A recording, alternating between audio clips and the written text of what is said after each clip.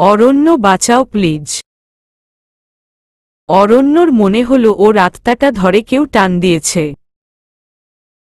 কি করে ও বিছানা থেকে উঠল, কি করে রুম থেকে বের হলো ওর জানা নেই। নিঝুমের স্বরে ভীষণ রকম একটা ভয়ের চিহ্ন ছিল। অরণ্যর মনে হলো এক মাইক্রোসেকেন্ডের মধ্যে যদি ঝুমের কাছে পৌঁছানো সম্ভব হতো। আমার ঝুমের যেন কিছু না হয়, ওর কিছু হলে আমি কি করে বাঁচব? প্লিজ প্লিজ আমার জন্য ওকে সুস্থ রাখো আল্লাহ, ভালো রাখো। ওর কিছু হলে আমার কোনো কিছুরই কোনো মানে নেই।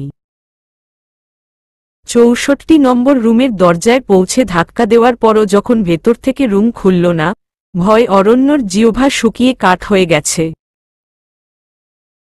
রুমের কোনো দিকে জানালা মনে মনে একটা হিসেব কষার চেষ্টা করল ও, কেউ আক্রমণ করলে জানালাটাই ব্যবহার করবে যদি সে দরজা ব্যবহার না করে। আবার হতে পারে দরজা দিয়েই ঢুকেছে। কিন্তু ঝুম সাড়া দিচ্ছে না কেন? অরণ্যর চিৎকার করে কাঁদতে ইচ্ছে হল। ওর ঝুমের কিছু হলে ও দুনিয়া ছাড়খাড় করে ফেলবে। জোরে জোরে আরও কয়েকবার ধাক্কা দেওয়ার পরও একই অবস্থা। ম্যানেজারের কাছে রুমের এক্সট্রা চাবি থাকার কথা, কিন্তু ভিতর থেকে যদি ছিটকিনি দেওয়া থাকে? থাকতে পারে, আবার নাও তো পারে। দৌড়ে নিচের লবিতে এসে ডেস্কে খোঁজে করতেই ম্যানেজারকে পাওয়া গেল। বেচারা বোধহয় সবেমাত্র ঘুমাতে যাচ্ছিল। চাবি চাওয়াতে একটু অবাক হল। অরণ্য শেষে বলতে বাধ্য হল, দরকার হলে আপনি আমার সাথে আসুন। কিন্তু চাবিটা আর্জেন্টলি দরকার। না না স্যার, তার কোনো প্রয়োজন নাই। শেষ পর্যন্ত লোকটা ওর কাছে চাবি দিয়ে সাথে একটা ছেলেকে দিল চাবিটা ব্যাক নিয়ে যাওয়ার জন্য। ছেলেটার নাম শুনল অরণ্য, ওর নাম সেলিম। চাবি ঢুকিয়ে মোচড় দিতেই লকটা খুলে গেল।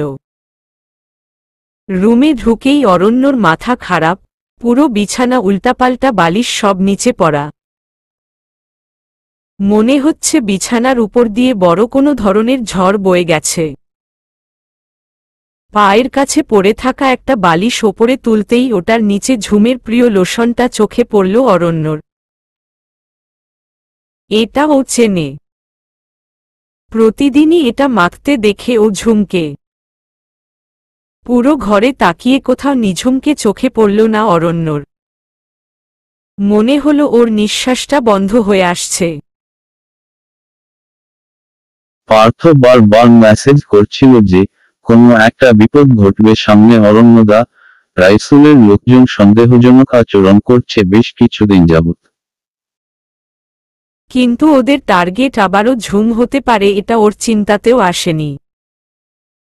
ধপ করে বিছানায় বসে পড়ল অরণ্য। জোরে জোরে চিৎকার করতে ইচ্ছে হচ্ছে ওর, কিন্তু গলা দিয়ে এক ফোঁটা শব্দ বের হচ্ছে না।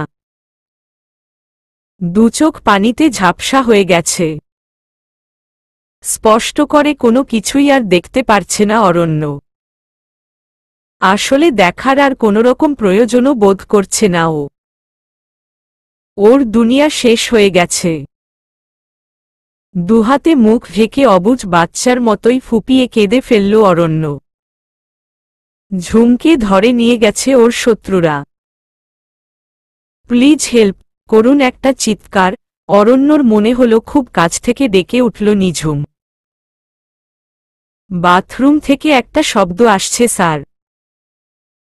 সেলিম ছেলেটা তখনও দরজার কাছে দাঁড়ান। ঝুম জোর গলায় ডাকল অরণ্য। অরণ্য। ঝুম কোথায় তুমি? পাগলের মতো এদিক ওদিক তাকালো অরণ্য। জানালার দিকে তাকাতেই আরেক দফা ধাক্কা খেল। রুমের জানালা ভিতর থেকে বন্ধ। তার মানে ওরা দরজা দিয়েই ঢুকেছে। জোরে কিছু একটা পড়ার শব্দ এলো বাথরুম থেকে। সাথে সাথে সতর্ক হয়ে গেল অরণ্য। আশেপাশে তাকিয়ে শক্ত কোনো কিছু চোখে পড়ল না। শেষে পাশে দাঁড়ান ছেলেটার দিকে সাহায্যের দৃষ্টিতে তাকালো অরণ্য। সেলিম ছেলেটা বুঝতে পেরে দৌড়ে বাইরে চলে গেল। এরপর প্রায় সাথে সাথেই স্টিলের একটা পাইপ নিয়ে ফিরল। অরণ্য বুঝতে পারছে না শয়তানটার সাথে এই সামান্য অস্ত্র দিয়ে মোকাবিলা করে ও জিতবে কিনা, কিন্তু ওর কিছু করার নেই। ডিউটিতে নেই বলে ওর রিভলভারটা সাথে নেই ওর। যাই হোক, যে কোনোভাবে ঝুমকে বাঁচাতে হবে ওকে। কিন্তু অরণ্যকে দেখে আবার ঝুমকে কিছু না করে বসে ক্রিমিনালটা। পরের মুহূর্তে দরজাটা জোরে লাথি দিয়ে খুলে ফেলল অরণ্য। এতক্ষণ লাগে আসতে, এদিকে আমি মরে যাচ্ছিলাম। পচা একটা লোক। ওকে দেখেই কাঁদো কাঁদো গলায় বলে উঠল নিঝুম। অরণ্য এদিকে ওদিকে তাকিয়ে কাউকেই খুঁজে পেল না সেখানে নিঝুম ছাড়া। অরণ্য, প্লিজ আমাকে বাঁচাও। নিঝুম, আমি কিছুই বুঝতে পারছি না, কার কথা বলছো তুমি? কার কাছ থেকে বাঁচাবো? অরণ্য ভয় পাওয়া স্বরে জিজ্ঞেস করল। নিঝুম আবার ভূতের ভয় টয় পেল না তো? অরণ্য, ওখানে চাদরের নিচে। চাঁদেরও নিচে 2-3টা ইঁদুর সমানে লাফালাফি করছে। ইঁদুর আছে ঘরের মধ্যে অনেকগুলা। আমার খাটের উপর দিয়ে দৌড়ে গেছে। অরণ্য ঘরে এসে দেখল সত্যিই একটা বাচ্চা নেংটি ইঁদুর বিছানার মধ্যে চাদর বেয়ে উঠানামা করছে। এই জন্য তুমি চিৎকার করছিলে ঝুম? অরণ্য হাসবে না রাখবে বুঝতে পারছে না। এতক্ষণে টেনশনে ঘেমেচুমে একাকার হয়ে গেছে ও।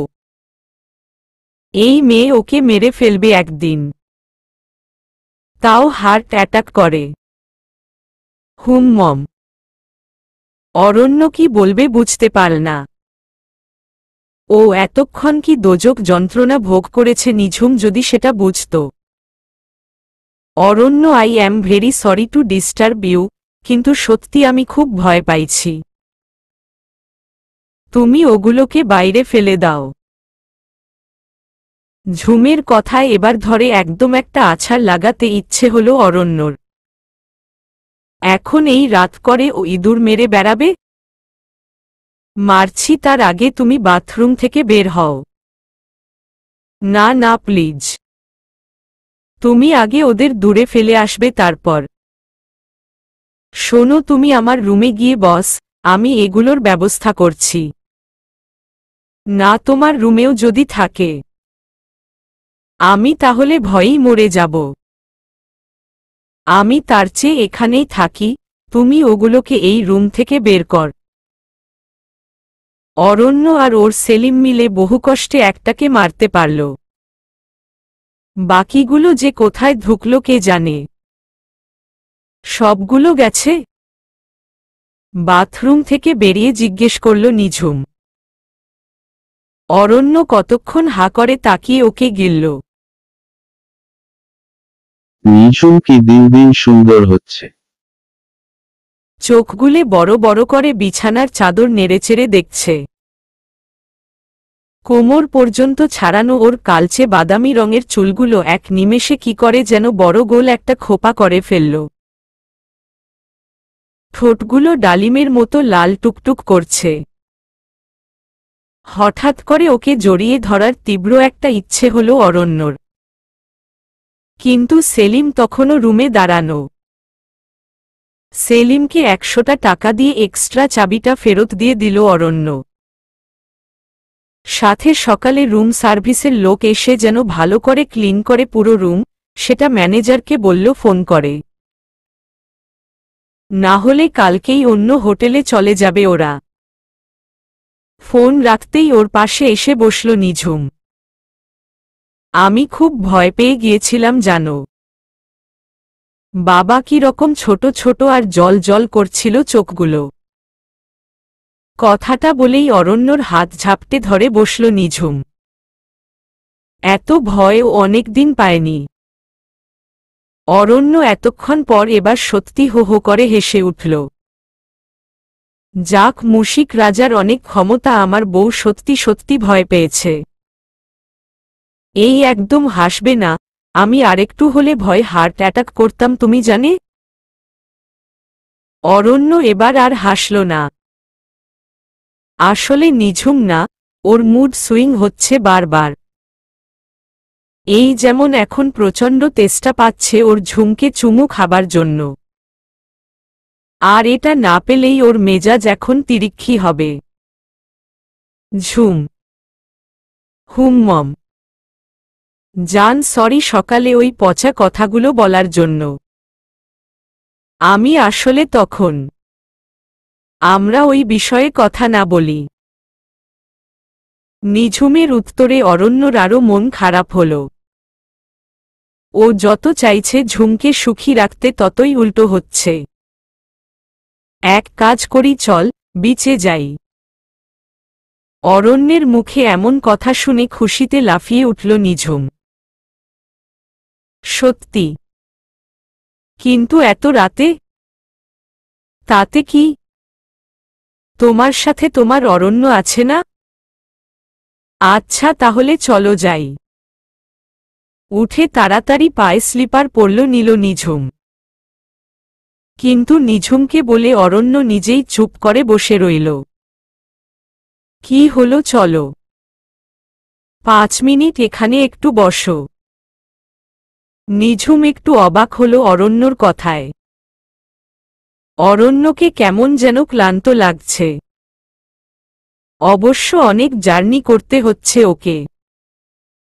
আজকেও আবার লং ড্রাইভই ছিল। হঠাৎ বুকটা চিনচিন করে উঠল নিঝুমের।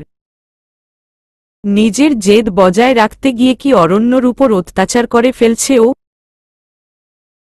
অরণ্যর হয়তো একদমই আসার ইচ্ছা ছিল না, শুধু ওর জন্য অনিচ্ছা সত্ত্বেও এসেছে। কেমন একটা অভিমান হলো অরণ্যর উপর, সাথে নিজের উপর প্রচণ্ড রাগ। অরণ্য একটু চোখ বন্ধ করেছিল। আসলে ঘুমটা ওর হয়নি ভালো মতো। মাথাটা ঝাঁকিয়ে সেটা দূর করার চেষ্টা করল ও, কিন্তু পাশে তাকাতেই ঘুমটা উড়ে গেল। নিঝুমের গালের উপর দিয়ে ফোঁটায় ফোঁটায় শিশির বিন্দু ঝরে পড়ছে যে। নিঝুমের মুখটা যেন কুয়াশায় ঢাকা সূর্যদিন। বড্ড লোভ হল অরণ্যর। কি হবে অত রাগ পুষে রেখে?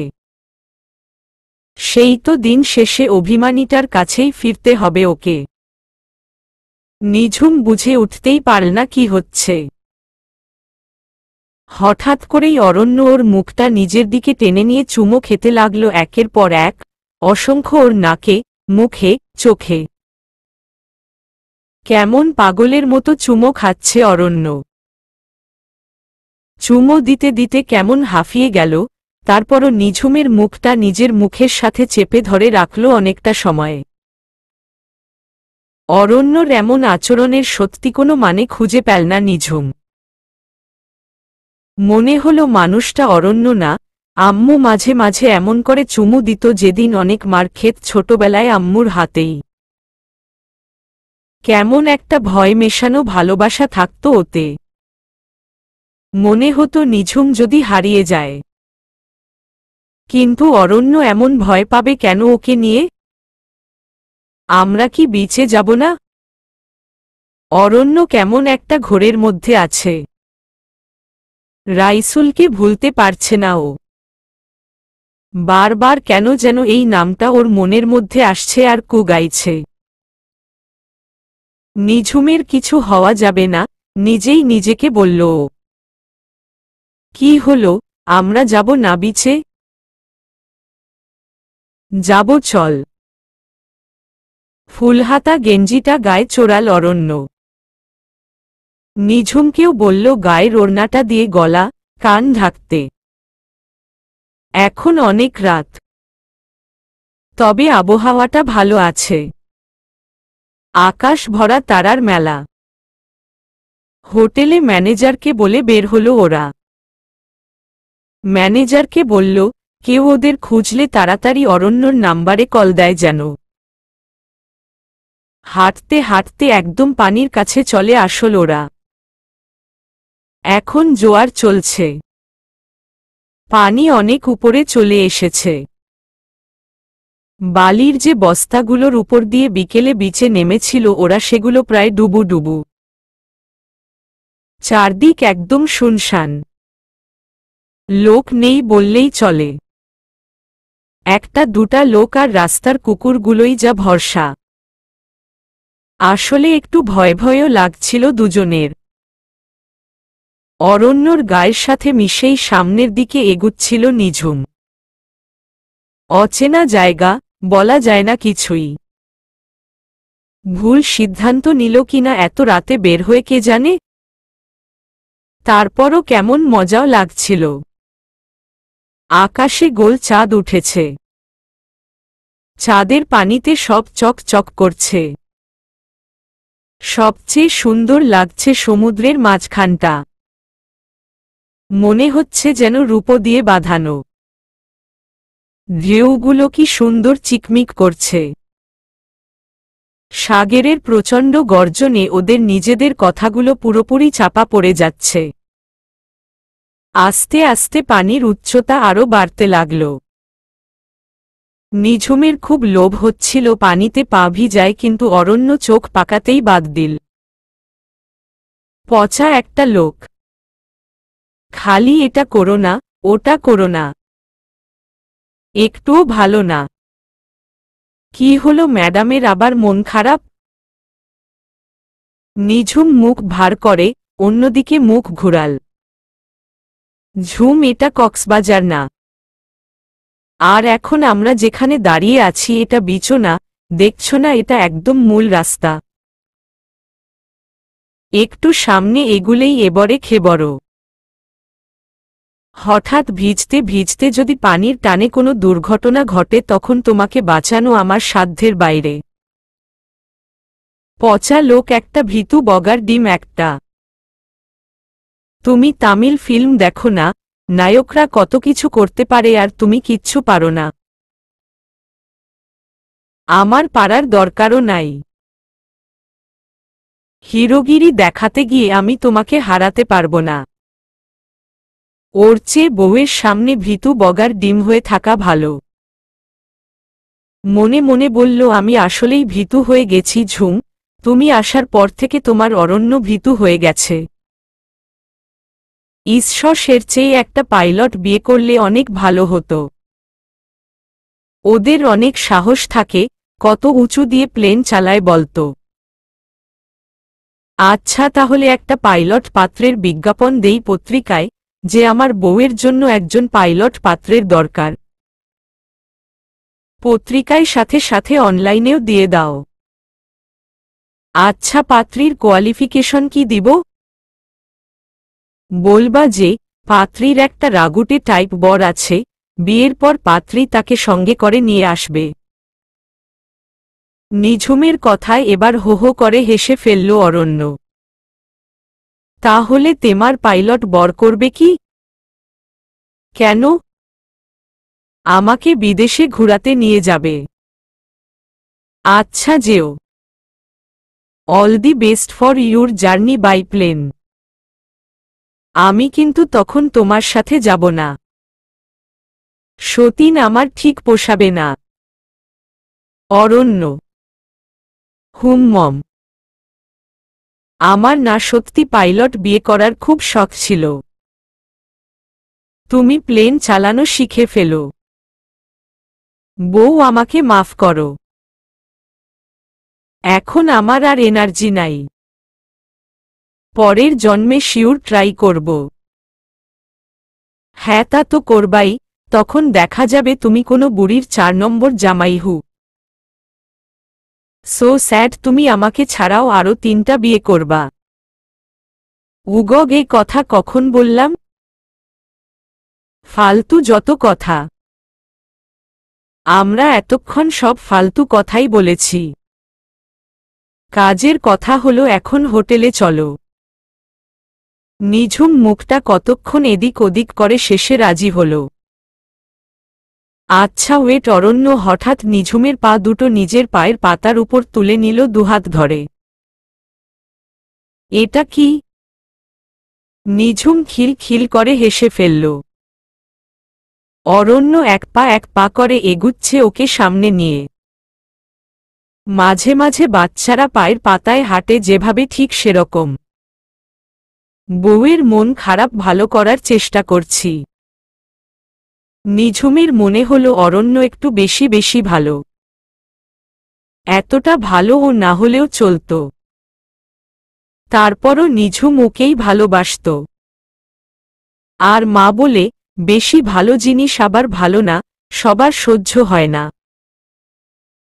কিছুদূর হাঁটতেই একটা ভ্যানের উপর কতগুলো ডাব চোখে পড়ল নিঝুমের। ওর এখন ডাব খেতে ইচ্ছে হচ্ছে। কিন্তু ভ্যানের পাশে কোনো লোক নেই। খোঁজাখুঁজি করে একটা লোককে পাওয়া গেল, বেঞ্চের উপরে ঘুমাচ্ছে। নিঝুমের পীড়াপিড়িতে শেষ পর্যন্ত অরণ্যকে জিজ্ঞেস করতেই হল ডাবের মালিক ওই লোক কিনা। ঘুম থেকে ডেকে তোলাতে ওই লোক অসম্ভব বিরক্ত ওদের প্রতি। একটা ডাব প্রায় 70 টাকায় কিনতে হল অরণ্যকে। বিছানায় বসে অরণ্যর শার্টের কলারটা ধরে টানতেই অরণ্যর চোখ কপালে উঠল। নিঝুমের হল কি? এমন করছে কেন? কেমন একটা ঘোর লাগা চোখে তাকাচ্ছে ওর দিকে। একটু আগেও তো সব ঠিক ছিল। হাসিও কেমন বেসামাল। ঝুমকি হল বউ? তুমি এরকম কেন করছো? ইঁদুরের উপদ্রবে নিঝুমের রুমে থাকার উপায় নেই। অরণ্যর রুমেই তাই দুজনের ঘুমানোর ব্যবস্থা করেছে অরণ্য। কিন্তু ওর কথার কোনো উত্তর না দিয়ে দুহাত দিয়ে অরণ্যর চুলগুলো খামচে ধরে নিজের ঠোঁট দুটো অরণ্যের ঠোঁটের উপর চেপে ধরল নিঝুম। এই রকম দুঃসাহসিক কাজ নিঝুম আগে কোনোদিন করেনি। বড় কোনো গণ্ডগোলের আভাস পাচ্ছে অরণ্য। অরণ্য শুধু অবাক হল না, মহা অবাক হল। অরণ্যর নাকে প্রথমে যে জিনিসটা এসে ধাক্কা দিল সেটা হল নিঝুমের মুখ দিয়ে ভীষণ রকমের ঝাঝালো একটা গন্ধ আসছে। কিন্তু ঝুমত ওর সাথেই ছিল গত 2 ঘন্টা ধরে। একদম ওর বুকের কাছে ছিল। তাহলে তখন গন্ধটা পায়নি কেন ও? আর ও কোনো কিছু খেলে সেটা ওর নজরে এলো না কেন? নাকি একটু আগে যে ডাব খেল ওতে ছিল? কিন্তু সেটাতেই বা কি করে থাকে? লোকটা তো ওর সামনেই ডাব কেটে দিল। আর নিঝুমকে নেশা ধরিয়ে কার কি লাভ? নাকি অন্য কোনো উদ্দেশ্যে আছে? নিঝুমের হাত ততক্ষণে অরণ্যের শার্টের একদম শেষ বোতামে চলে গিয়েছে।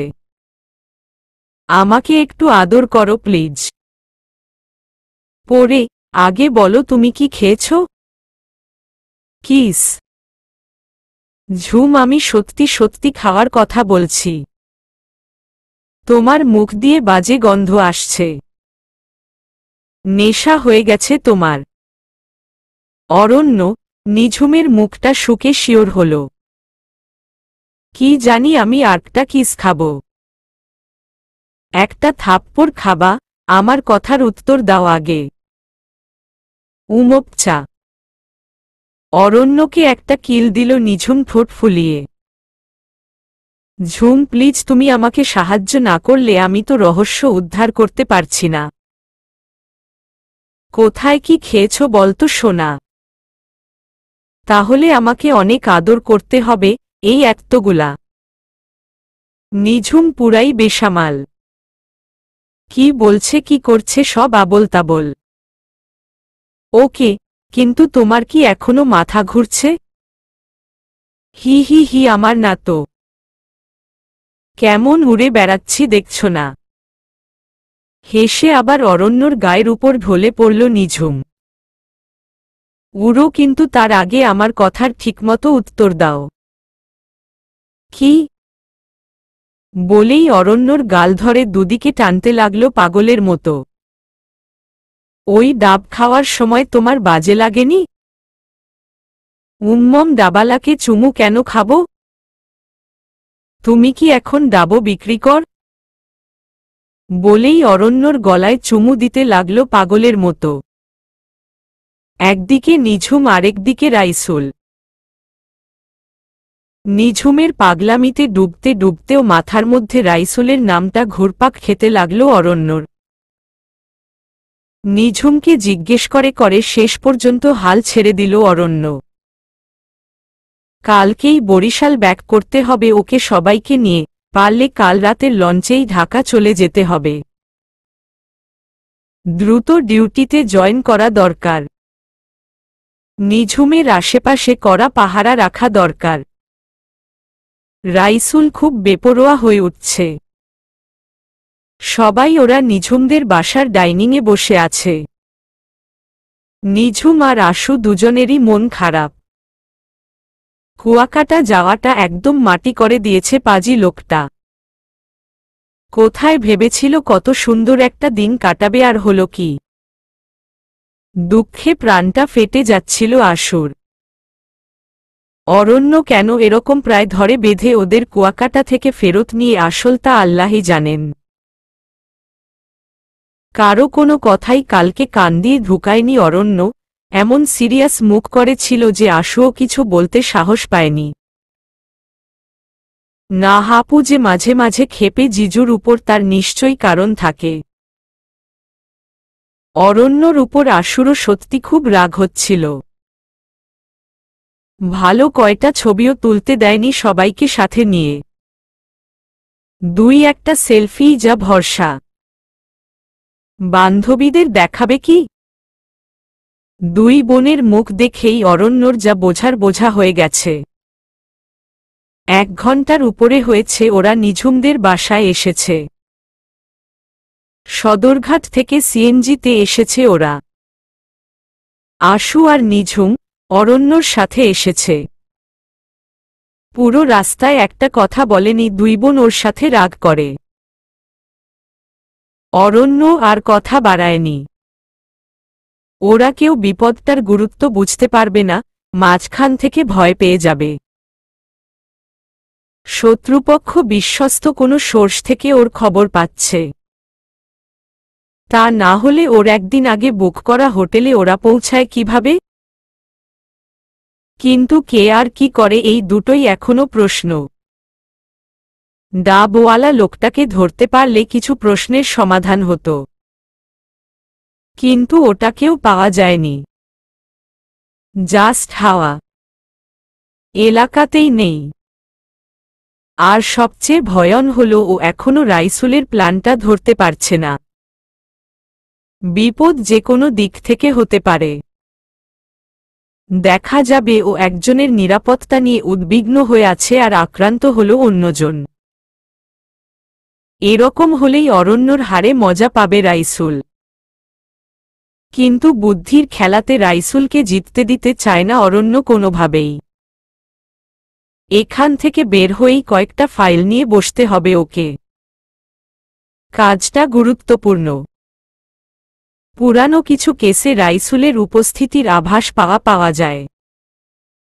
বেশিরভাগগুলোই খুন, কিন্তু আলামত পরিষ্কার ছিল না। আর ভিকটিম মোস্টলি মহিলা, আর মৃত্যুর আগে ভিকটিমরা সবাই রেপোর্ট হয়েছিল। রাইসুলের স্যাডিস্ট নেচারটা এটাতে স্পষ্ট। ঝুমকে নিয়ে এজন্য যথেষ্ট শঙ্কিত ও। ওর রাগ যদি ঝুমের উপর দিয়ে তোলে, অসম্ভব নিজেই নিজেকে সান্ত্বনা দিয়েছে ও। রাইসুলের বিরুদ্ধে কিভাবে লড়বে সেই প্ল্যানই কাল থেকে মনে মনে সাজাচ্ছে অরণ্য। পুরানো ওইসব কেসের সাক্ষীগুলোকে আবারও জেরা করা গেলে ভালো হতো। কিন্তু রাইসুলের হাত খুব লম্বা, আর তার চেয়েও বড় কথা ও খুবই ধূর্ত, নিষ্ঠুর একটা খুনি।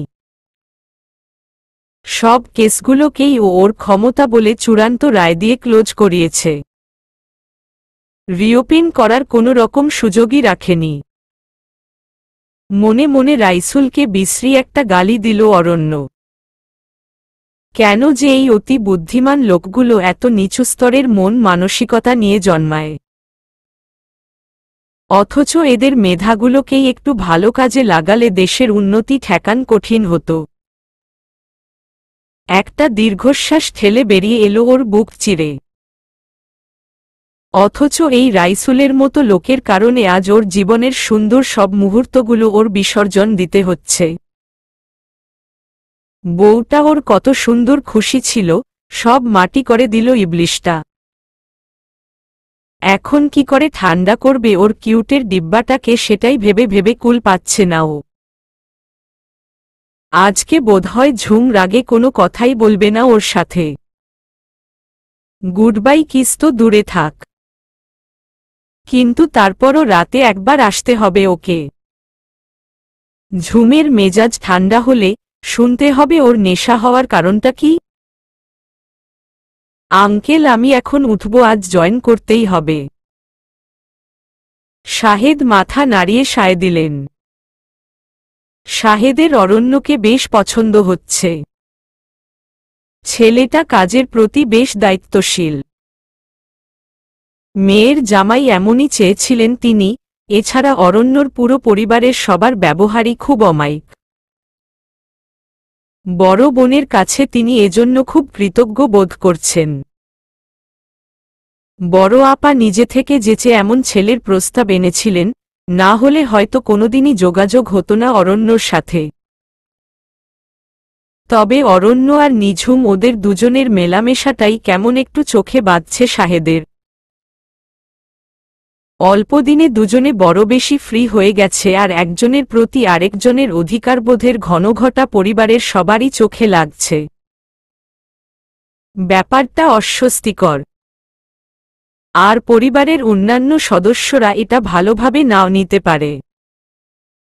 নিঝুমকে সতর্ক করতে হবে মনে মনে চিন্তা করলেন তিনি। আর এখন বোনদের জন্য ওদের বিয়ে খুব বেশি দেরি করা ঠিক হবে বলে মনে হচ্ছে না শাহেদের। 2-1 মাসের মধ্যেই ওদের বিয়ের দিনটা ঠিক করতে চান তিনি। বলা যায় না, ভালো ছেলে, বেশি ঝুলিয়ে রাখলে ফসকে যেতে পারে। ছেলেটার ব্যবহার বেশ ভদ্র, সেই সাথে নিঝুমকে খুব সুন্দর হ্যান্ডেল করতে পারে।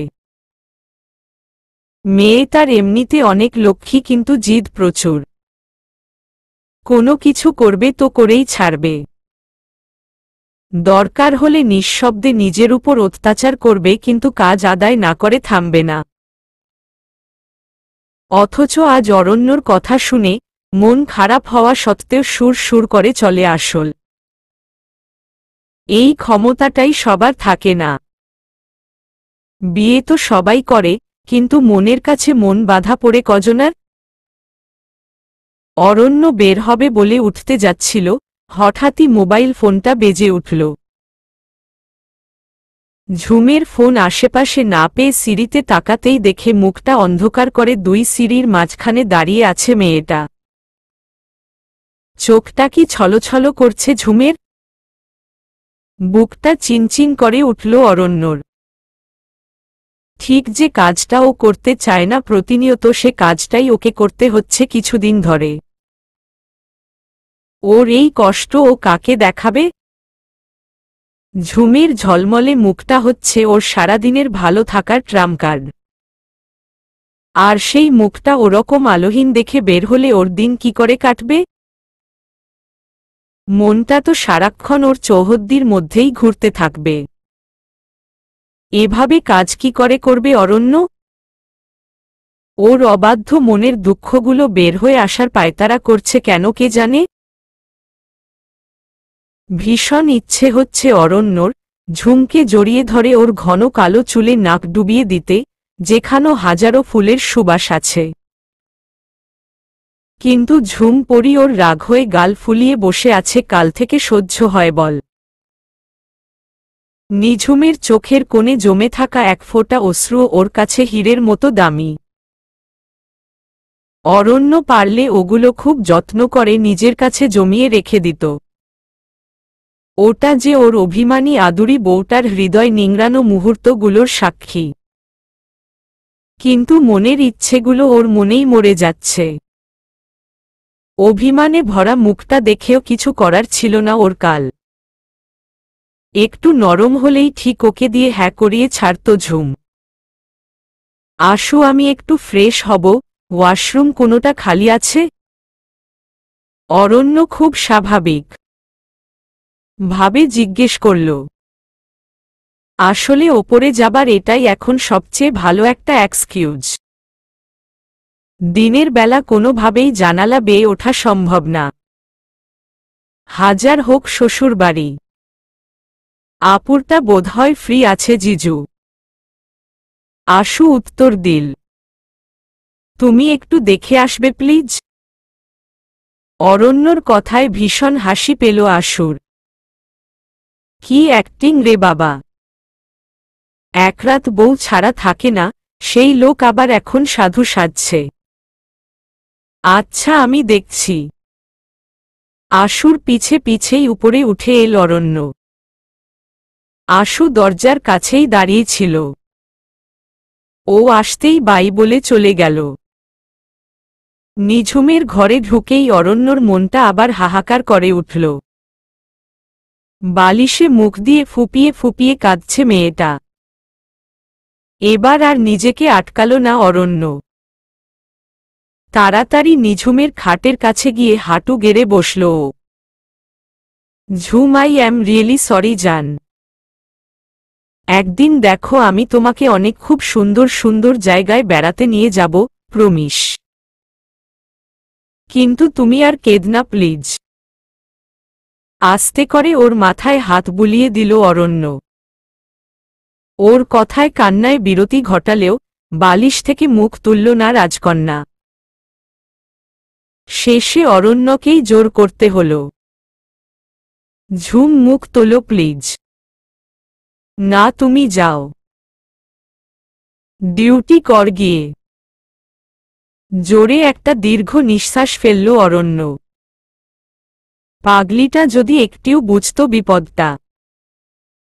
কিন্তু সব কথা ওর পক্ষে বলা সম্ভব না। আমি কি তাহলে আজকে সারাটা দিন এমন পচাই কাটাবো? কেউ আমাকে একটু হাসি মুখেও বিদায় দিবে না? এমনও তো হতে পারে যে এই যে বেরোচ্ছি আর কোনোদিন ফিরলামই না। এই কথার জন্যই কিনা না, নাকি অন্য কিছু এক মুহূর্তের মধ্যেই বিছানায় উঠে বসল নিঝুম। খবরদার অরণ্য, আর একবার এই কথা বললে আমি আর কোনোদিনও তোমার সামনে আসব না। আরে, এ দেখি উল্টো ধমকি দেয়। একদম হাসবা না। তাহলে কাঁদব? অরণ্যর কথায় আবার চেহারাটা কান্না কান্না করে ফেলল নিঝুম। ও কি তাই বলল নাকি? আরে ঝুম, আরে বউ আবার কাঁদ কেন? আমার খুব মন খারাপ হচ্ছে অরণ্য, আমার খুব কাঁদতে ইচ্ছে হচ্ছে। আচ্ছা, আমরা আবার কুয়াকাটা যাব ওকে? আমাকে কিছুদিন সময় দাও প্লিজ। আরে, তোমার কি মনে হচ্ছে ওই কুয়াকাটা যাওয়ার জন্য আমি কাঁদছি? নিঝুম রাগ হয়ে জিজ্ঞেস করল ওকে। হ্যাঁ না মানে না। কিন্তু তাহলে কাঁদছ কেন? নিঝুম এবার চুপ করে মাথা নিচু করে বসে থাকল। টপ টপ করে পানি, চোখের পানি তখনও পড়েই চলেছে। ঝুম, কি হল? পর মুহূর্তেই অরণ্যর বুকের ওপর ঝাঁপিয়ে পড়ল নিঝুম।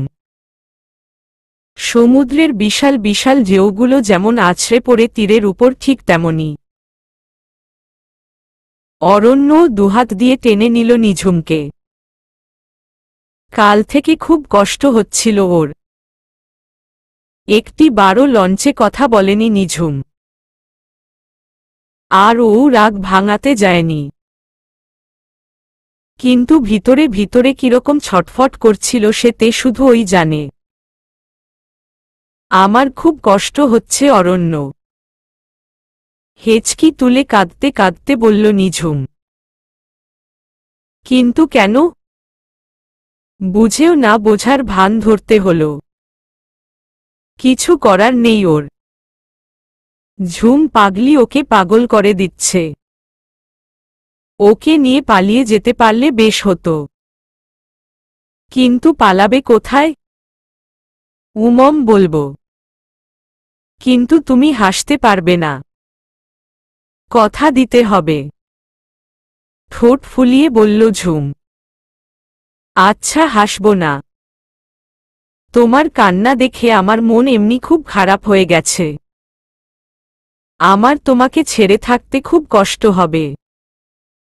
আমি কি করে থাকব? মানে বুঝলাম না।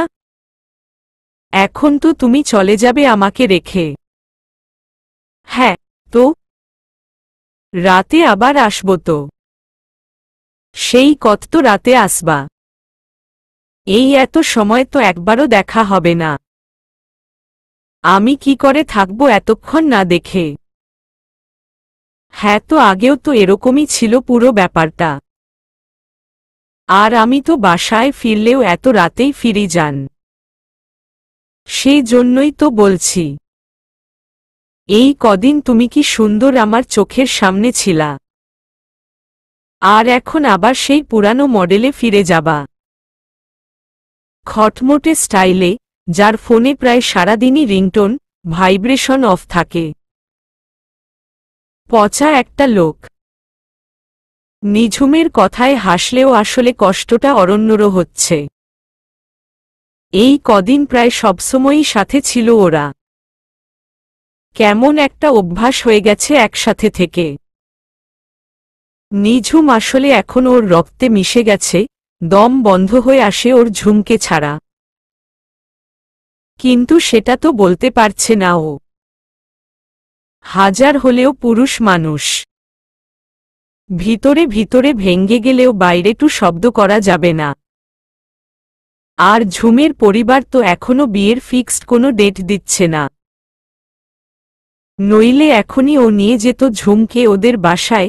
ওর ঘরটা ঝুমের জন্য ব্যাকুল হয়ে অপেক্ষা করছে। ঝুমের জন্য টুকটাক কিছু জিনিস কিনেছে ও। সেগুলো দেখানোর জন্য মনটা আকুপাকু করছে ওর। কিন্তু পার্মানেন্টলি কবে ঝুমকে বাসায় নিতে পারবে সেটা তো ও নিজেই জানে না। 2 মাসও হতে পারে, আবার 6 মাসও।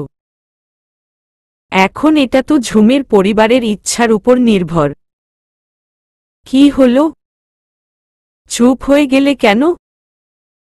কিছু না, এমনি। এখন এটা নিয়ে কান্না করো না তো। ফালতু একটা বিষয়। অরণ্য বিষয়টা ঘোরানোর চেষ্টা করল। ঝুমের কান্নায় ওর নিজের কি পরিমাণ অসহায় লাগছে সেটা যদি ঝুম জানত। নিজের বউ তাও সাথে নিয়ে যেতে পারছে না। আর জোর করে কিছু করাও যাবে না। তাতেও আবার ঝুমি সবচেয়ে কষ্ট পাবে। কি করবে কিছুই মাথায় খেলছে না ওর। আর ওইদিকে রাইসুলের বাচ্চা এসে ঝালানো শুরু করেছে। মনে হচ্ছে ওকে নিয়ে বঙ্গোপসাগরে চুবায় অরণ্য। আমার কষ্ট তোমার কাছে ফালতু? নিঝুমের প্রশ্নে অবাক হল অরণ্য। এ কথা আবার কখন বলল ও? আরে তুমি কি পাগল ঝুম? তোমার কান্না আমার কাছে ফালতু মনে হয় এটা তুমি কি করে বললা? আমি বলছি ওটা তো আল্লাহর হাতে, তাই না? তো আমরা অযথা চিন্তা করে কি করব বলো? অরণ্যর উত্তর যে নিঝুমের একটু মনপুত হয়নি তা ওর মুখ ভেঙচানো দেখেই বোঝা গেল। আচ্ছা তার চেয়ে আমায় একটু আদর কর। কালকে থেকে একদম ঠান্ডা বরফ হয়ে বসে আছো। সর এখান থেকে। না হলে একটা ধাক্কা দিয়ে ফেলে দিব আমি। খবরদার আমার বিছানায় বসবা না। পচা একটা লোক। আমি নাকি ফালতু? আমি নাকি বরফ? তুমি একটা কাঠ। ইমোশনলেস একটা লোক। এটা একদম সত্যি বলেছ। তবে আমাকে পেলে আমার বান্ধবীগুলো সব গিলার জন্য বসে থাকে। কি বললা? তোমার বান্ধবীগুলো তোমাকে গিলতে চায়? তার মানে কি? তুমি ওদের চুমু খাওয়ার সুযোগ দাও? ওদের সাথেও তোমার সম্পর্ক আছে? এক ঝটকায় উঠে বসল নিঝুম অরণ্যর বুক থেকে। নিঝুমের মাথা পুরো আউলে গেছে। বুকে অসম্ভব জ্বালা হচ্ছে। কারা এরা? কতজন সবগুলোর চোখ তুলে নিবে ও অরণ্যর দিকে তাকালে? অরণ্য ওর আর কারো না। এদিকে আসো। না, তুমি আমাকে ছুবে না, খবরদার চিটার কোথাকার। এরপর অরণ্য আর একটা কথাও শোনেনি নিঝুমের। উল্টো ঝাপটে ধরে অনেকক্ষণ আদর করে দিয়েছে নিঝুমকে। আদর পেয়ে গড়গড় করতে করতে আবার বিড়ালের মতো গোল হয়ে অরণ্যের মাঝে হারিয়ে গেছে নিঝুম। হ্যালো। বলো। আরে শোনো না। ঝুম, আমি শুনছি। মনোযোগ দিয়েই শুনছি। অরণ্যর হাতে কতগুলো ফাইল। না, এভাবে না। প্লিজ 1 মিনিট শুনবা খালি। তারপর রেখে দিও। আচ্ছা, তাহলে তুমি আমাকে শেখাও কিভাবে মানুষ শোনে। তারপর আমও ট্রাই করি। আচ্ছা আচ্ছা, যাও, এত ভাব নিতে হবে না। হুমম অরণ্য হেসে ফেলল। শোনো। হমম। সারপ্রাইজ আছে। কি? বাবা না। হুমম। আব্বু বলেছে তোমরা চাইলে সামনের মাসে বিয়ের ডেট হতে পারে। ছোট ফুপি আর সেজো ফুপি আসছে সামনের মাসে। কি? হাতের ফাইলগুলি পড়ে গেল অরণ্যের হাত থেকে। আমি ঠিক শুনছি তো? হুমম নিঝুম হেসে ফেলল। কথাটা শোনার পর থেকে ওর পেট ফেটে যাচ্ছিল অরণ্যকে বলার জন্য। এখন শান্তি। আজ অনেকদিন পর ঝুমকে লজ্জায় লাল নীল হতে দেখল অরণ্য। ভালোই লাগছে। ওদের বিয়েটা হয়ে যাওয়ার পরও এমন লাগেনি নিঝুমকে। উল্টো রাগে, অপমানে লাল হয়েছিল মুখটা সেদিন। অবশ্য ওই মুহূর্তে ওটাই স্বাভাবিক ছিল। মুখে না বললেও অরণ্য নিজেও তো ভিতরে ভিতরে লজ্জায় কুঁকড়ে ছিল বেশ কিছুদিন। কিন্তু আজ সত্যি সত্যি নতুন বউ লাগছে ওর ঝুমকে। ছোট ছোট দুটো ঝুমকো আর ছোট্ট একটা টিপেই এত অসম্ভব সুন্দর লাগছে ঝুমকে যে অরণ্যর মাথা ঘুরাচ্ছে রীতিমতো, বুক ধরফর করছে। ঝুমকে এখনই ওকে দিয়ে দিলে কি হতো শ্বশুর মশাইর? না, আরও 15 দিন ঝুলিয়ে রাখবে। ওর জান বেরিয়ে যাচ্ছে পাইপ বাইতে বাইতে। আর এখন তো সে রাস্তাও বন্ধ করে রেখেছে। ফুপু শাশুড়ি। ভাইয়া, আপনি এবার ভাবিকে দেখা বাদ দেন। না হলে বেচারি লাল হতে হতে চেরির মতো রং ধরবে। নাবিলার কথায় অরণ্য লজ্জা পাওয়ার বদলে হাসল। নাবিলা ওর ক্লোজ ফ্রেন্ড শফিকের স্ত্রী। ওদের 2 ক্লাস জুনিয়র। শফিক আর নাবিলার বিয়ে হয়েছে প্রায় 3 বছর। নাবিলার বড়লোক বাবা প্রথমে শফিকের সাথে বিয়েতে একদমই রাজি ছিল না। কিন্তু শেষ পর্যন্ত কি করে যে ওদের বিয়েতে রাজি হলেন বোঝা গেল না। তবে এখন শফিককে বেশ আদর যত্নই করেন তিনি।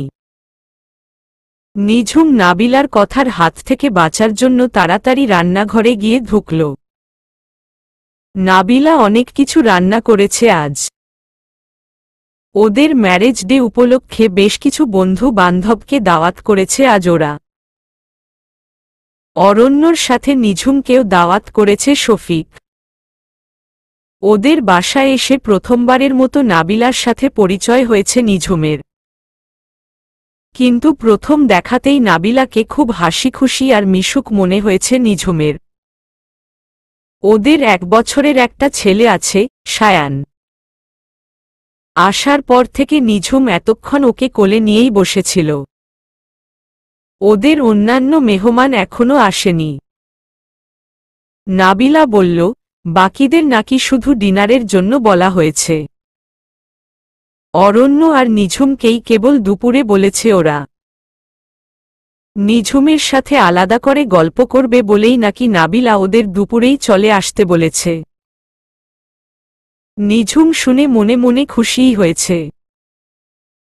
অরণ্যর সাথে বাইরে বের হওয়া মানেই ওর কাছে আনন্দের একটা করে দিন কাটানো। তাই অরণ্য বলার সাথে সাথেই শাশুড়িকে ফোন দিয়েছে ও। বাকিটা তিনি ম্যানেজ করেছেন। দুপুরে বেশ পেট পুড়ে খেল অরণ্য। নাবিলা আসলেই ভালো রাঁধে। নিঝুম বসে বসে অরণ্যর খাওয়া দেখছিল। লোকটার ভুনা খাওয়ার প্রতি আগ্রহ বেশি, নিঝুম আগেও দেখেছে। কিন্তু নিঝুম নিজে ঝোল খেতে পছন্দ করে ভুনার চেয়ে, পরে এই নিয়ে অশান্তি না হয়, তাই ভাবছিল বসে বসে। কি হলো বউ, কি দেখ? কিছু না। আচ্ছা, আমরা রাতে কখন বাসায় ফিরব? আম্মুকে সময়টা জানাতে হবে। 9:30টার আগে বোধহয় হবে না। আমি আম্মাকে ফোন দিয়ে বলে রাখব। অরণ্যর মুখে আম্মা শুনে কেমন অদ্ভুত লাগল নিঝুমের বলে বোঝাতে পারবে না। ওর আম্মুকে এতদিন আন্টি বলতো অরণ্য, আজ আম্মা বলাতে খুব কাছের বলে মনে হল। আসলে ও তো এখন আর আন্টি বলে ডাকে না অরণ্যর আম্মুকে। ও আম্মুই ডাকে। কিন্তু অরণ্যও বলবে বিয়ের আগে ভাবেনি। কেমন করে যেন এক ফোঁটা জল চোখের কোণে চলে এল। কি ব্যাপার? ঝুম, তোমার চোখে পানি কেন? কই, ইচ্ছে করেই জেনেও না জানার ভাব করে আঙ্গুলের মাথা দিয়ে চোখের কোণটা মুছে নিল নিঝুম। আচ্ছা, আজকে শফিক ভাইয়া, নাবিলা ভাবির ম্যারেজ ডে, সেটা তুমি আমাকে বলনি কেন? কোনো একটা তো গিফট তো অবশ্যই আনা উচিত ছিল। অন্তত একটা ফুলের তোড়া তো আনাই যেত। এত চিন্তা করতে হবে না। আমরা বন্ধুরা একসাথে করে একটা গিফট দিচ্ছি। সেটা তো তোমরা দিচ্ছ। আমি বাইরের মেহমান, আমার একটা কিছু দেওয়া উচিত ছিল না? বাইরের মেহমান মানে? আমার বউ আবার বাইরের হয় কিভাবে? আরে সেটা তো আমরা জানি, বাইরের কেউ তো জানে না। ওরা কি মনে করবে? ওরা জানে ঝুম। শফিক আর নাবিলাকে আমি পুরো ঘটনাটাই জানিয়েছি। ইয়াল্লা, সব জানে? হুম। ইসস, আমার তো এখন লজ্জা লাগছে। কি মনে করবে আমাকে ওনারা? আল্লাহই জানে। কি মনে করবে?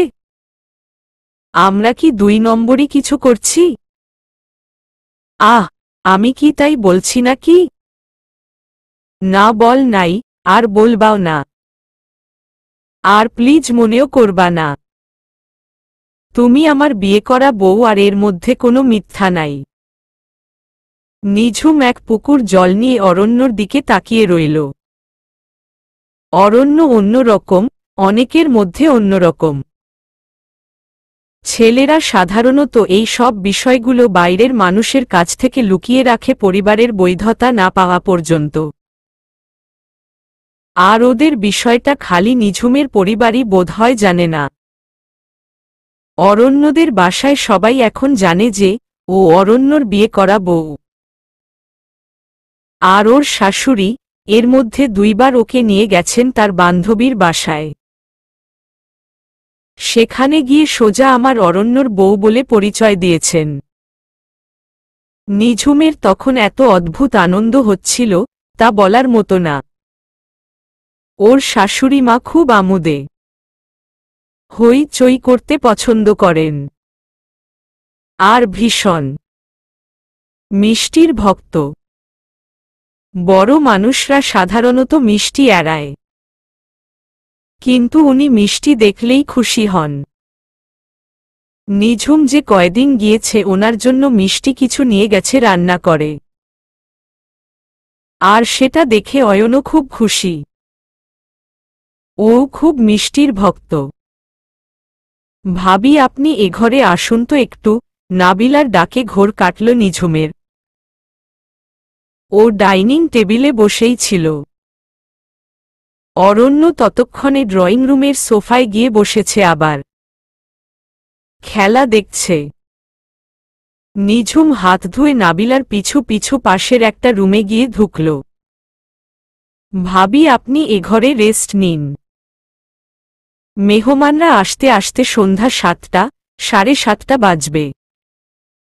ততক্ষণ একটু বিশ্রাম নিন, আমি ভাইয়াকে পাঠিয়ে দিচ্ছি। নাবিলার কথায় নিঝুম তাড়াতাড়ি বাদ সাধতে যাচ্ছিল, কিন্তু তার আগেই মেয়েটা রুম থেকে বেরিয়ে গেল। অগত্যা নিঝুম বিছানায় গিয়ে বসল। আজকাল ওদের বাসায় সবাই খুব ব্যস্ত বিভিন্ন বিষয় নিয়ে, সাথে আবার ফুপিরা আসবে। তাদের থাকার জন্য রুম গুছান হচ্ছে। ওনাদের রুমের এসিগুলো নিয়মিত চলে না বলে চালু করলেই নানা ধরনের শব্দ করছে। সেগুলো ঠিক করতে দুজন মিস্ত্রি 3-4 দিন ধরে বারবার বাসায় আসছে আর যাচ্ছে। তার সাথে আগামীকাল থেকে পুরো বাসা রং করা শুরু হবে ওর বিয়ে উপলক্ষে। মোট কথা বাসা আস্ত একটা বাজারে পরিণত হয়েছে। এত সবের মধ্যে বিয়ের আগ পর্যন্ত ওর আর অরণ্যর একসাথে থাকা মোটামুটি বাতিল। ফোন আর বাইরে বেরুলে যা একটু দেখা সাক্ষাৎ হচ্ছে, এটাই যা ভরসা। Anything serious? ধপ করে ওর পাশে বসে পড়ল অরণ্য। নিঝুম মৃদু হেসে মাথা নাড়ল। অরণ্যকে এক্ষুনি কিছু বললে বলবে চল তোমার আব্বুকে বলি, অত হাঙ্গামা করতে হবে না, চুপে চাপে কয়জন মুরব্বি ডেকে তোমার হাত দুটো আমার হাতে দিয়ে দিক। কি হলো ঝুম, আমাকে কি ক্লাউনের মতো লাগছে যে হেসে কুটি কুটি হচ্ছ? আশ্চর্য তো, ক্লাউন কেন লাগবে? তাহলে হাসছ কেন? এমনি। আচ্ছা আমাকে আজ কেমন লাগছে বললে না তো? মুখে বলতে হবে? মানে?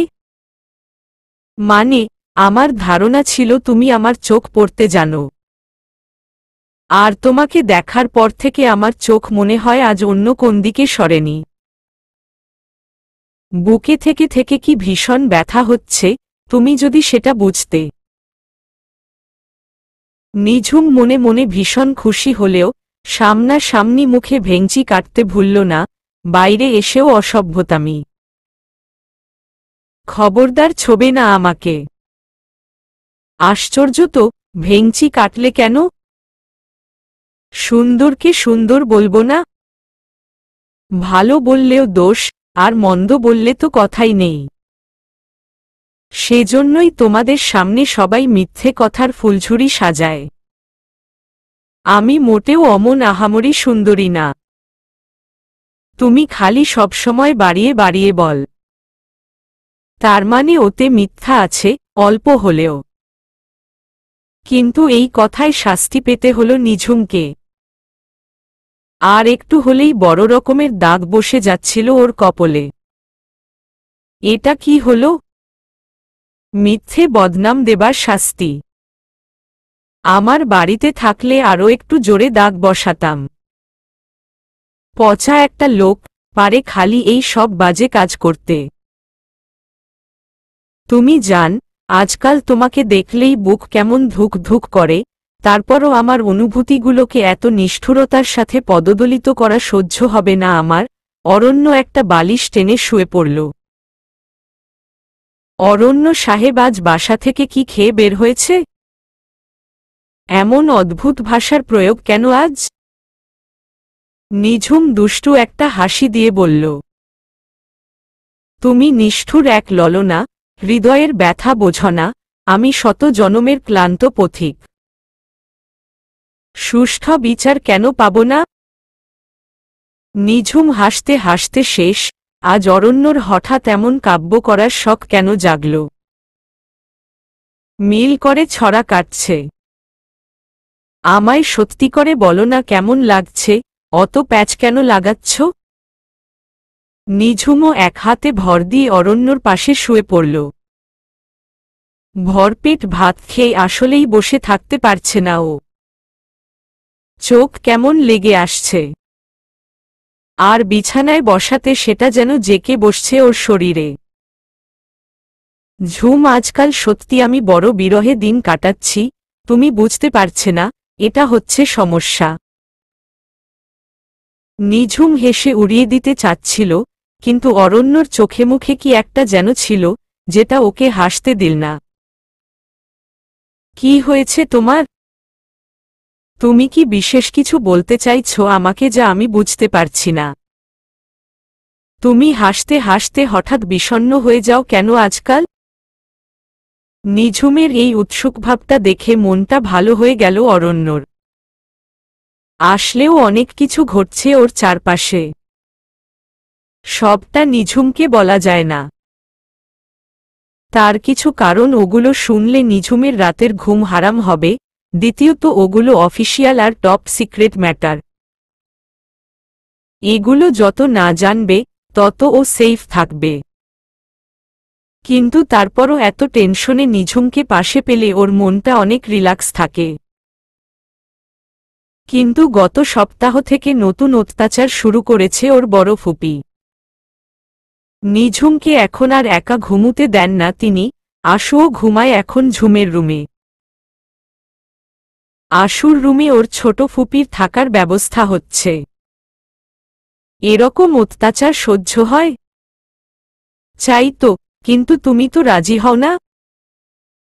বলছি অত ঢোল ডাগর না বাজিয়ে আমার কাছে এমনি এমনি চুপটি করে চলে আসো। কিন্তু তোমার তো তাতে সায় নেই। কি আশ্চর্য, এরকম কি করা যায়? আর আমি কি করে ওভাবে আসি তোমার কাছে? আমাদের বিয়ে তো বাবা মা ঠিক করেছে, তাদের অনুমতি ছাড়া কি করে তোমার কাছে চলে আসি? আর এত এরকম মন কেমন করলে তখনই ওই কথায় রাজি হতা না? বলতা যে আমরা 10 দিনের মধ্যে বিয়ে করাব। ঝুম, তুমি কি সিরিয়াসলি রেগে যাচ্ছ? না বাট এই একই কথা এই কয়দিনে বারবার বলছো তুমি। আমার আর ভালো লাগছে না শুনতে। তোমার কি মনে হয় আমার ইচ্ছে করে না তোমার কাছে যেতে? ঘুম থেকে উঠে কেবল তোমারই ইচ্ছে করে আমাকে দেখতে। সব ভালোবাসা কেবল তুমিই জান, আর আর আমি একটা কাঠ, ইমোশনলেস বউ, তাই তো? ঝুম, কি হচ্ছে? আমিও এমনি এমনি বলি মন খারাপ হয় বলে, সেটাকে এত এরকম সিরিয়াস ভাবে কেন নিচ্ছ? তোমার কি মন খারাপ? কেউ কিছু বলেছে? নাকি আমার কথাতেই এত হার্ট হলে তুমি? ওরকম হলে আমি সরি, আমি তোমাকে দুঃখ দেওয়ার জন্য বলিনি। আচ্ছা, কষ্ট হলে হোক, আর কোনোদিন আমি এই কথাগুলো আর বলবো না, প্রমিস। অরণ্য আহত গলায় বলে উঠল। নিঝুমের কথায় আজ ও কষ্ট পেয়েছে। নিঝুম ওর কষ্ট না বুঝলে কাকে বলবে ও? আর ও কি একটু দুষ্টামিও করতে পারবে না বউয়ের সাথে? বাইরের লোক না হয় জানে না ওদের সম্পর্ক, কিন্তু ঝুম নিজেও কি জানে না। অরণ্য উঠে বসল বিছানা থেকে। মনটা খুব বেশি খারাপ হয়েছে নিঝুমের কথায়। সরি, আমার খুব ভুল হয়েছে, সরি। নিঝুম পিছন থেকে হাত টেনে ধরল। অরণ্য উঠতে গেলে, আমার কথা তো কেউ বোঝেও না, আর শোনেও না। আমি বারবার বলছিলাম আশুর ঘরে ছোট ফুপিকে না দিয়ে বাবার পাশের রুমটাতে দিক। না, বড় ফুপির ওই রুমটাই দেওয়া লাগবে ছোট ফুপিকে। নিঝুমের কথায় অরণ্য এবার হো হো করে হেসে ফেলল। তুমি কি মনে করেছ খালি তোমার পাশে শোয়ার জন্য আমার এত কিছু? সরি টু সে, বাট ঝুম, আমি তোমার সাথে আমার সারাটা দিন শেয়ার না করতে পারলে অস্থির হই। অনেক কিছু বলার থাকে তোমাকে। হ্যাঁ, সকালে ঘুম থেকে উঠে তোমার ঘুম জড়ানো মুখটা খুব মিস করছি। কথায় কথায় তোমার গাল ফুলানটা মিস করছি। তোমার আমার চুলে হাত বুলানটা মিস করছি। আমার বউটার সবকিছু মিস করছি দূরে থাকার কারণে। আর তাই অস্থির হচ্ছি। অরণ্যের কথায় চোখে পানি এসে গেল আবার নিঝুমের। অরণ্যর সাথে দেখা হওয়ার পর থেকে বুকের মধ্যে এই যখন তখন চিন চিন করে উঠা রোগটা হয়েছে ওর। খুব খারাপ একটা রোগ। যখন শুরু হয় তখন দম আটকে আসে, চোখের পানি বাধা মানে না। আর অরণ্যর এই কথাগুলো এখন ওর হৃদয়টাকে এফোরোফোর করে দিয়ে চলে গেল। বউ। ঝুম। কি? আমার কাছে থাকা অবস্থায় তুমি এরকম চুপ হয়ে থাকবে না, খবরদার। তুমি সাইলেন্ট হয়ে গেলে আমার পৃথিবী স্তব্ধ হয়ে যায়। আমার তখন সাফোকেশন হয় প্রচণ্ড। তুমি হচ্ছ আমার ম্যাজিক পরী, ওই ম্যাজিকটা যেন বন্ধ না হয়ে যায়। তাহলে আমার বাঁচাটা খুব কঠিন হয়ে যাবে। কথাটা ভালোমতো শেষ করার আগেই নিঝুমকে নিজের বুকের মধ্যে আবিষ্কার করল অরণ্য। ওর ম্যাজিক পরীটা কাঁদছে। আকুল হয়ে ওকে জড়িয়ে ধরে কাঁদছে, যদিও কারণটা ওর অজানা। অরণ্য দুহাত দিয়ে ঝাঁকড়ে ধরে বসে রইল নিঝুমকে। নিঝুমও মুখ লুকিয়েছে ওর সামনের বিশাল পাহাড়ের খাঁজে। খোলা জানালার পর্দাটা মাঝে মাঝে অনেক উঁচুতে উঠে আবার নিচে নেমে আসছে। আর তার ফাঁক বলে চোখে পড়ছে কালো মেঘের ঘনঘটা। একটু পরেই হয়তো ঝুমঝুম বৃষ্টিতে ভেসে যাবে পুরো ঢাকা শহরটা। নিঝুমের মুখটা দুহাতের তালুর মধ্যে নিয়ে খুব দক্ষ শিল্পীর মতো দেখতে লাগল অরণ্য। ঝুম, তুমি কি জানো, আমি একসময় অনেক ছবি আঁকতাম। আর ছবিতে আমি প্রায় একটা মেয়ের মুখ আঁকতাম। না, মেয়েটার মুখ তোমার মতো না, কিন্তু তোমাকে এই মুহূর্তে ওর মতো লাগছে। আসলে কিছু কিছু মুহূর্তে সব মানুষ বোধহয় একরকম লাগে দেখতে, বিশেষ করে মেয়েরা যখন মনে খুব দুঃখ নিয়ে কাঁদে। ওই কান্না কেমন করে যেন খুব সাধারণ একটা মেয়েকেও মুহূর্তের মধ্যে অসাধারণ করে ফেলতে পারে। তার মানে কি? আমি কাঁদলে তোমার আমাকে অসাধারণ মনে হয়? আর অন্য সময় পচা? অরণ্যর এই কথায় হেসে ওঠার কথা ছিল, কিন্তু অরণ্য হাসল না, উল্টো বলল, তুমি আমার চোখে সবসময় শ্রেষ্ঠ ঝুম। কিন্তু হ্যাঁ, তারপরও কাঁদলে তোমার মধ্যেও দারুণ একটা তোমাকে পাই আমি। নিঝুম অরণ্যের এমন আজব কথার কোনো মানে খুঁজে পেল না। চলবে।